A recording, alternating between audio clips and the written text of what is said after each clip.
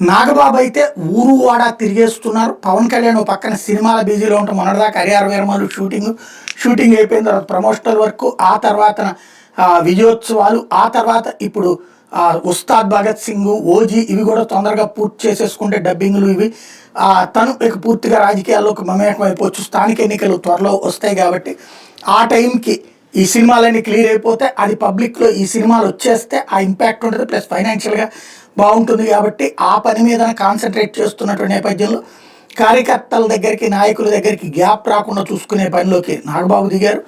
మన విశాఖ, తర్వాత శ్రీకాకుళం, ఇట్లా వరుసపెట్టి ఒక్కొక్క ప్రాంతానికి ఆయన చెప్పుకొచ్చేదల్లా ఒకటే: తెలుగుదేశంతో గొడవ పడద్దు, తెలుగుదేశం వాళ్ళు పదవులు ఇస్తే తీసుకోండి, మర్యాద ఇస్తే తీసుకోండి, లేకపోతే భరించండి, మనం ప్రజల కోసం భరిద్దాం. జగన్మోహన్ రెడ్డిని జనం కోరుకోవట్లేదు కాబట్టి జగన్ రాకుండా చేయడానికి ఒక 20 ఏళ్ల పాటు మనం తెలుగుదేశంతోనే ఉంటామని గుర్తుపెట్టుకోండి. జగన్ వచ్చేస్తే ప్రమాదం అన్నది గుర్తుపెట్టుకుని రాష్ట్రం బాగుండాలంటే మీరందరూ కూడా పవన్ కళ్యాణ్ మాటేనండి. 20 సంవత్సరాల పాటు మనం తెలుగుదేశంతోనే ఉంటామని గుర్తుపెట్టుకుని వాళ్ళతో గొడవలు పెట్టుకోకుండా వాళ్ళు ఇస్తే నామినేటెడ్ పదవులు తీసుకుందాం, వాళ్ళు ఇవ్వకపోతే కనుక గౌరవం అడుగుదాం, గౌరవం కూడా అడగద్దు, మీరు వాళ్ళు ఇస్తే తీసుకోండి, లేకపోతే సర్దుకోండి.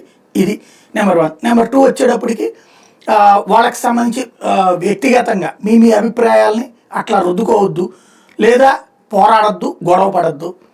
పవన్ కళ్యాణ్ ఎట్లాగైతే 19 ఏళ్ల పాటు 15 ఏళ్ల పాటు ఫీల్ అవుతా ఆగారు, అంటే 2009 నుంచి లెక్క కడుతున్నారు కదా, యువరాజ్ నుంచి 2009 నుంచి 2024 దాకా ఆయనకి ఏ పదవి లేకపోయినా సర్దుకున్నారు కాబట్టి అట్లాగే సర్దుకోండి అన్నటువంటిదే ఆయన చెప్పుకొస్తోంది.